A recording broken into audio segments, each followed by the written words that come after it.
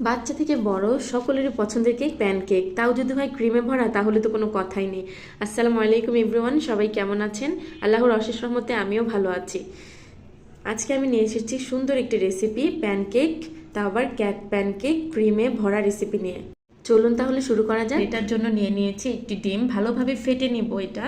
তারপর আমি এতে দিয়ে দিব 2 টেবিল চামচ চিনি, দিয়ে ভালোভাবে এটা মিশিয়ে নেব এবং এতে আমি একটু তেল অ্যাড করব, প্রায় 1 চামচের মতো, বা তারপর ভালোভাবে মিশিয়ে নেব। এরপর আমি এতে দিব 2 টেবিল চামচ ময়দা, 1 চামচ বেকিং পাউডার, 1 চামচ গুঁড়ো দুধ দিয়ে ভালোভাবে এটা চেলে নিয়েছি। চেলে অল্প অল্প করে আমি এই বেটারটার সাথে মিশিয়ে নিব।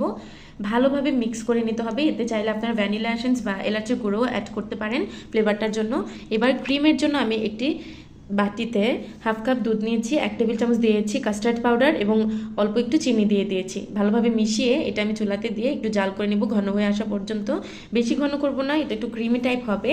দেখুন গাইস, ঠিক এমন কনসিস্টেন্সি আসার পর আমি এটা চুলা থেকে নামিয়ে রাখবো একপাশে এবং এরকম একটি প্যান দিয়ে দিব চুলাতে। আপনারা চাইলে যে কোনো প্যানে এই কেকটা বানাতে পারেন।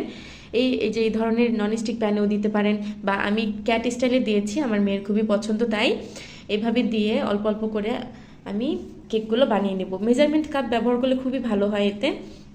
এরকম হলে আমি ঢাকনাটা সরিয়ে কেকটা নামিয়ে নিব। দেখুন গাইস, কতটা পারফেক্ট হয়েছে। এক কথায় দোকানে যে কিনতে পাওয়া যায় প্যানকেকগুলো আমরা বাচ্চাদের জন্য কিনে খাওয়াই, ঠিক একই রকম হয়েছে। আপনারা চাইলে এই কেকটা ক্রিম ছাড়াও ঠিক এইভাবেই সার্ভ করতে পারেন।